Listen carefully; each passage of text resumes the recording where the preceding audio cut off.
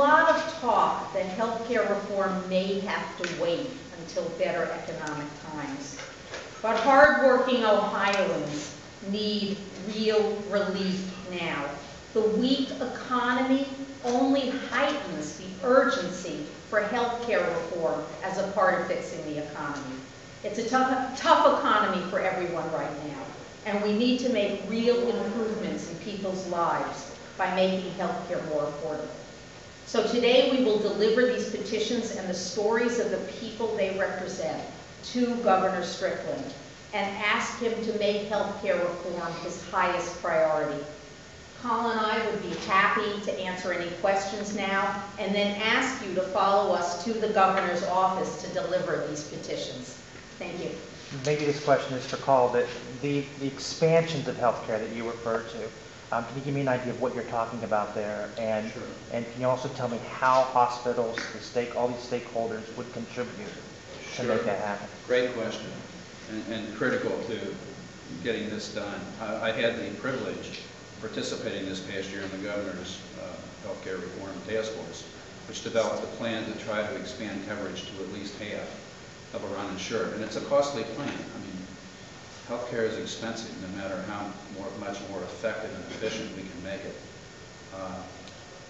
There was not in that plan a particular approach to the funding, but it's very clear to all of us in our coalition and the people who participated in that task force that there is no money in the existing revenue structure to support this. So we have to do something different. Now, if you look across the country, other states that have done healthcare reform or are in the process of healthcare reform have done the same thing. They've gone into what would be considered extraordinary revenue measures. They've had to look outside their revenue structures. What we believe is this: all stakeholders benefit when healthcare is expanded. We would build on the existing public and private systems as the plan that was submitted to the governor does. So we would have insurance companies getting more business. Providers would get more business and would get paid for much of what they provide now that winds up being uncompensated. And employers would benefit by having healthier employees who are more productive and helping to add to their bottom line. So, and then individuals would participate. There's this idea that everybody should have skin in the game. So it's through that kind of construct. These would be what we call assessments, but special purpose assessments, in our view, that would be strictly to support this healthcare expansion. But the idea is everybody benefits and everybody should contribute to make it possible. Just to be clear, when you use the word assessment, are we talking a tax or are we talking about a voluntary system? No, I don't think it wouldn't be voluntary. It would be a system of taxes by whatever name. I mean, this is an assessment, but it's an assessment that they get a return on. All of them get back.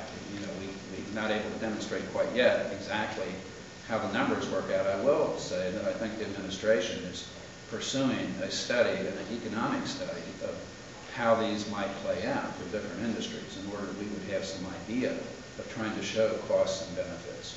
So people are interested in this approach, but it's a pretty big undertaking. Last thing I'll say is investing in healthcare is good for the economy. It's a huge part of our economy. It's an area of job growth right now as opposed to job retraction with good jobs. And so it's a huge part of our economy and good economic development. What would be the price tag for state government for this? Would there be an extra that the state government have to come up with? Or? In order, if we're talking this being the governor's, well, it's not really his plan, the plan that was submitted to him by his team, I would suggest if you go through all of the parts of it that cost money or substantial money, that it would be in the neighborhood of $1.5 billion or something like that. A year? Yes. So that's a big number. Although, in terms of some of the numbers being tossed around now, it doesn't look quite so. But I want to make sure I understand the $1.5 billion.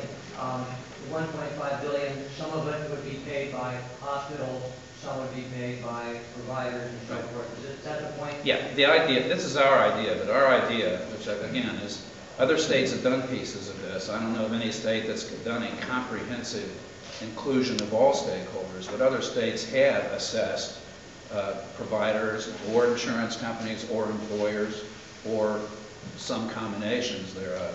So this is not, you know, a fantasy idea. And what it does is level the playing field for everybody. I mean, right now you have some employers paying a lot, some employers paying nothing. You've got, you know, some hospitals paying a lot of uncompensated care, some paying less.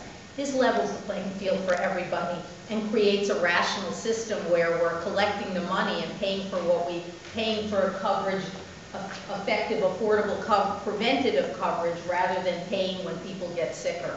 Oh, that's exactly right.